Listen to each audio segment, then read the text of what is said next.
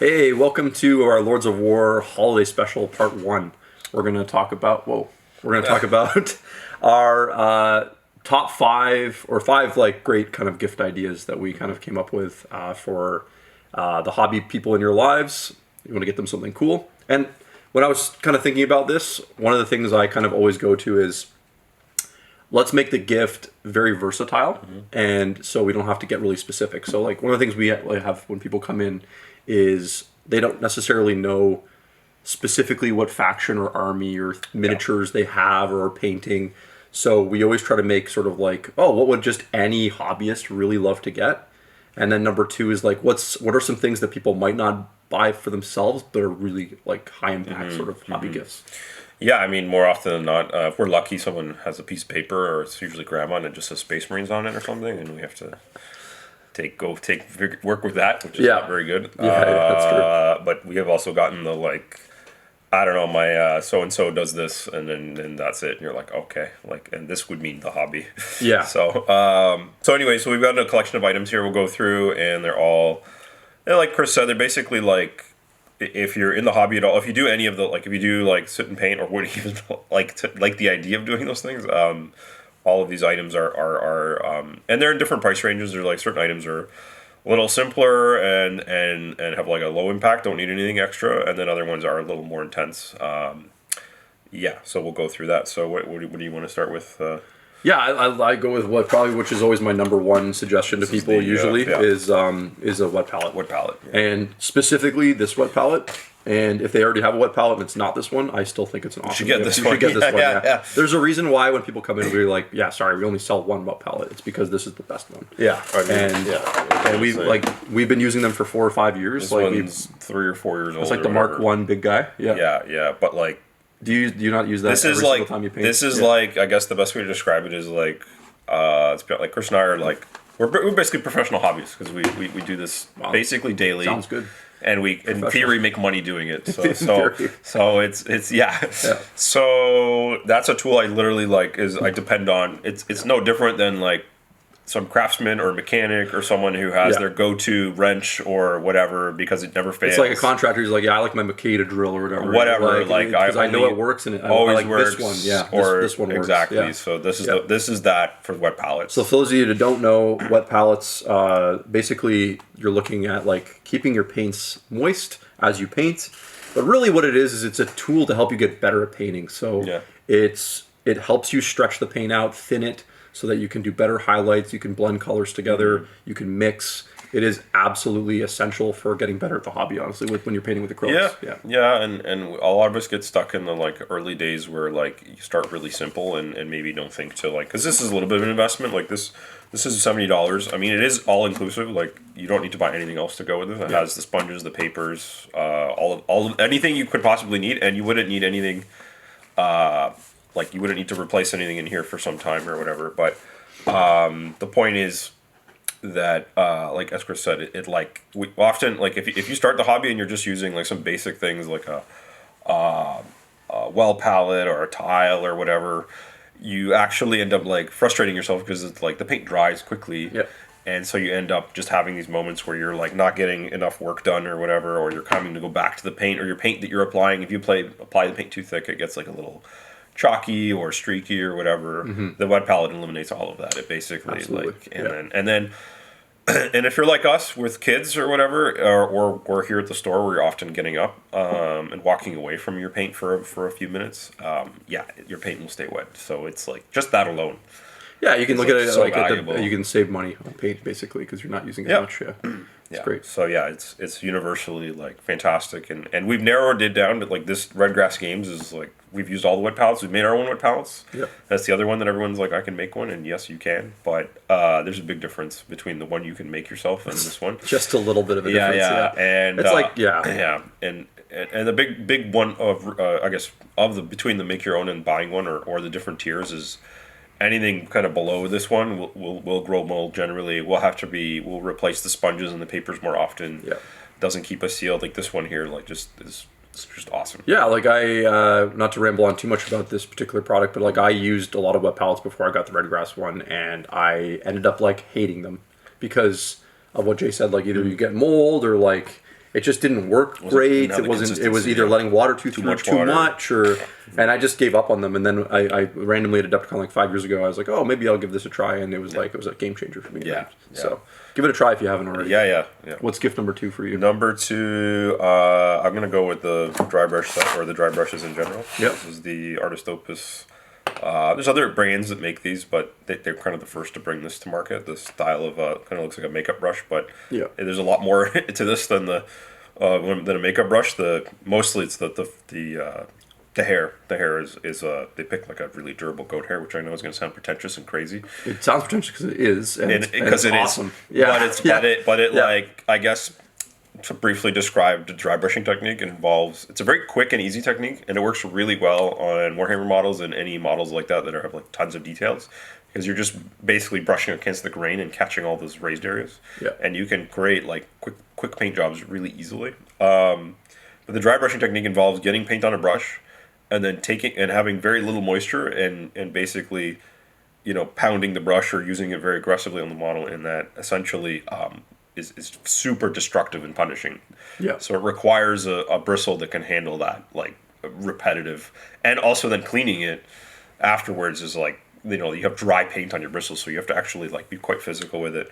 I love talking about brush hair. It's one of my favorite things. Yeah. And mountain animals with hair like this they're special because you get like this with oxen hair too, but like goat hair specifically. It's the softness and the durability that combines together to make it like pretty special. We're like a car commercial here. Yeah. So like people often say, "Oh, can I just like get the other ones that are the same shape?" And it's like, yeah, you can, and they kind of work similarly, but much like when we're talking about like Kolinsky sable brushes versus like your normal sable hair or like your synthetic brushes, these just last so much longer. Yeah. So the upfront cost is higher. It seems a little steep, but the durability, like I've had one of these sets for a couple of years and I haven't had to replace any brushes. Like they're pretty incredible.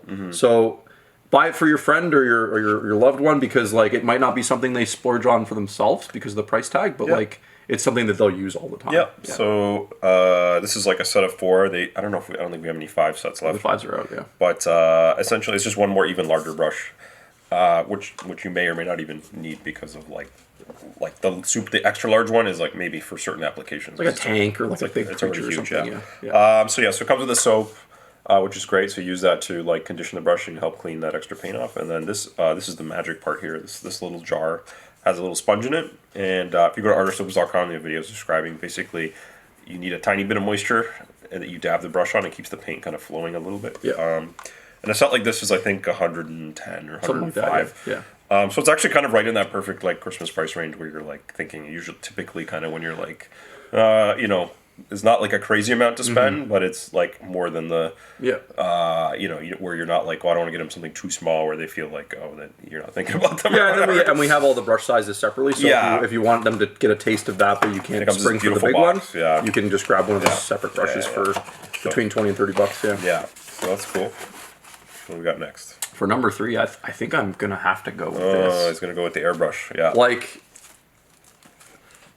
airbrushing changed my hobby entirely. Like it was transformational, and I'm sure you feel the same way. Like pretty big deal. You just kind of like big deal. you just do everything differently, and for me, I'm able to get to the part of painting that I enjoy more quicker. Yep. Which is like the highlighting and the detailing stage, and I can brush through the base coats. You can slam on some transitional highlights very quickly. You can have 50 models in front of you and spend a couple hours and have like a bunch of work done on them really quickly. And I think just as you get older, you kind of appreciate that a lot more, saving that time, and also the quality that you can maintain while you save that time. So this is the real gift of like if the person that if you're either buying it for yourself or for the person with the collection, self gifts are okay. The person with the huge collection of models that they can't finish because they have too many.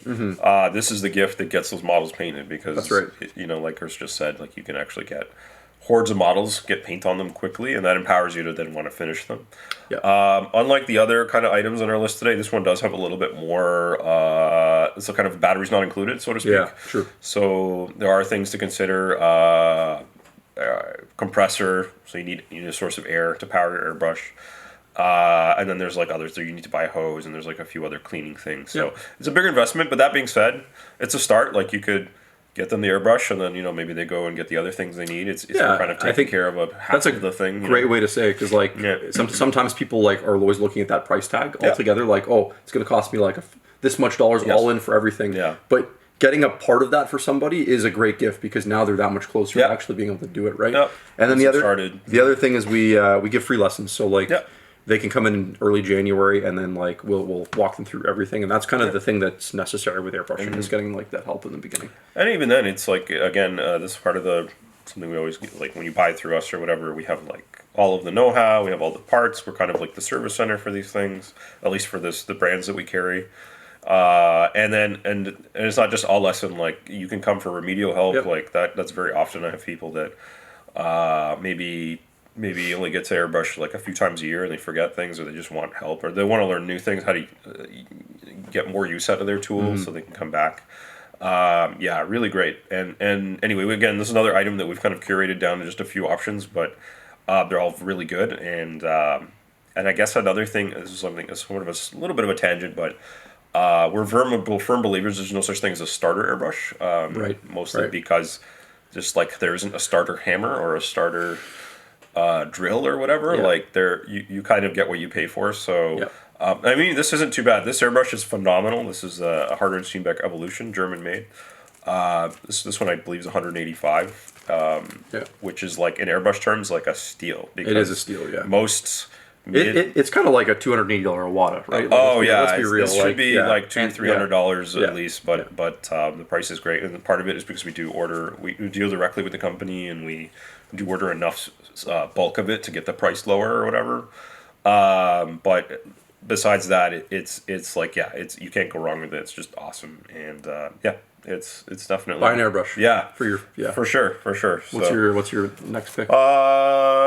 We'll save that one for the end, maybe. So we'll go with the book. We got the hobby books. Not this one in particular, although this one is probably the best one we sell. Yeah, that's right. Yeah, it's up there, It's like a hobby textbook. Yeah. But we sell lots of other books. Some of them are smaller ones. Some of them are even bigger than this. Like we have a terrain book, like that's even thicker than this, and it's all about building dioramas and display boards. So if you are into that part, like the different layouts and getting ideas on how to make like realistic looking water and seasonal and ice and snow and all that terrain book or whatever, it's like literally a university book.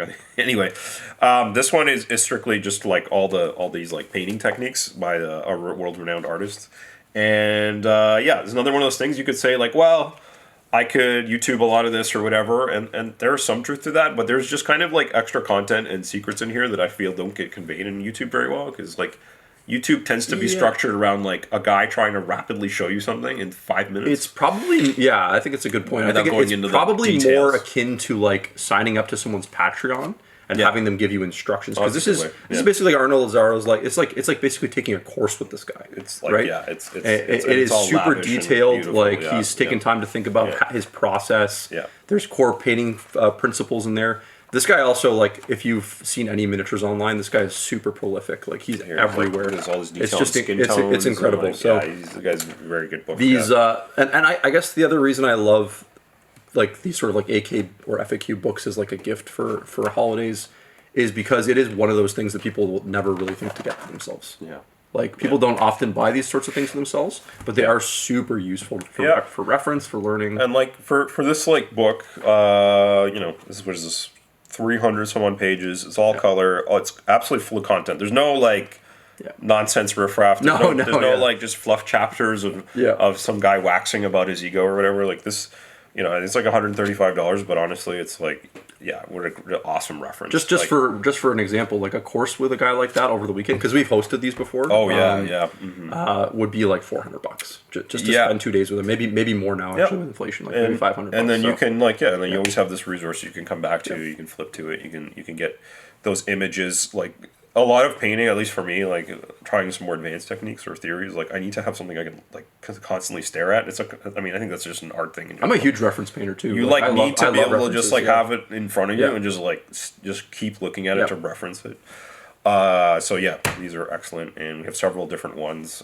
Like I say, everything from terrain to all-round books like this to we have these like mini books that you can get as well that are just cover small topics Yeah, like yeah, sculpting yeah. or whatever. So Yeah. yep. So we have lots of those in a small library here.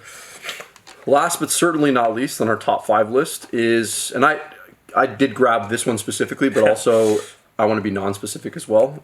Kolinsky Sable brushes, and I actually have a soft spot for the Gold Series from Green Stuff World. These are great. probably my favorite right Very now. good. The number 2 specifically. Yeah. But yeah, like I love brushes as a gift because for 2 reasons. Number 1 is you consume them; they're literally consumables. Yep. Yep. So No you brush can't will last forever. really overbuy brushes. No. Yeah. Because as a painter, you're always kind of happy when you find a brush. Oh, I have another brush. Yes. I have another one. I didn't know about this or whatever. Yeah. And number 2 is there's a lot of people not using Kolinsky Sable brushes, and that's a crime. Yeah. So quickly. What is Kolinsky? You're asking me, eh? Okay, I love talking about brush hair. I mean, yeah. This is so people come and they hear the phrase Kolinsky and they think it's like a brand or something more intense. It's very simply, it's just weasel hair. It's weasel hair, yeah. And that's all it really means. Most usually from the Siberian region. Siberian weasel hair, don't laugh, is the Don't laugh, don't laugh, male Siberian weasel hair is the best top tier brush hair, period. In art or whatever. Yep. So it's just its ability to it's literally just got like all the properties you want. You know. It's tough but soft, and it has a good flex to it. You have to basically experience what like painting with it to understand just like how amazing the point gets, but also how flexible and durable it is. So it's So and anyway, so if someone says I want Kolinsky brushes, and then after that there's like that just means weasel hair, and then we have like I don't know 4 brands of weasel hair here. So like we basically have like weasel hair brushes in different price points and qualities. So like you can have something for every point. So like these are kind of our top tier. These are actually for the price. This is one of these like punches above its weight class because it's like priced like some mid-range brush, but it performs like the higher quality brushes, right? So what does that mean? That means like the high quality Kolinsky Sable can be around $30 a brush, or sometimes less, sometimes more, depending on the size of brush and how thick it is. And then on the low end, it can be like $10 or $12 or whatever. So these are kind of and that's when you get into like the blended hairs, when you have like female male blends. Probably there's probably like when they harvest it, they probably like put it into grades. And then decide like, of course, these ones are going to go into our best brushes, and then the middle tier and etc. And then you get into like stem quality, ferrule quality, how the actual construction, how much hair is like. People will call something a size 1 because there's no actual standardization. No. So some companies 1 is actually smaller than another company's 1 and stuff like that. Yeah, brush sizes basically go like. Basically, 0 is the middle number, I guess, and then 00. The more zeros is the smaller it gets, and then 1, 2, 3 plus whatever into whatever number is the larger, which means the physical diameter of the brush gets larger. But as Chris is saying, like these guys, number 1 might be a certain thickness, and then some other companies might be wider or less wide, or whatever. It depends on how it's an arbitrary thing, but all you need to know is. The smaller the number, the smaller the brush, typically. Come in, ask for Kolinsky, and then there's a whole bunch of different choices. And we have individuals, we have sets. Yeah, exactly. Yeah. So, and again, that's another item that again you hear like $20, $30 a brush, you're kind of like again, whoa. This is another common thing we can end off on is like the fear of using them because they're expensive. That again, or someone may not buy them because of that. They're like, oh, I really want a nice brush, but I don't want to pay the price, or because I'm worried I'll ruin it. These things are designed to be used like they're, one of these like Chris and I might use daily for months and months and paint hundreds, if not thousands of models sometimes before the brush finally like.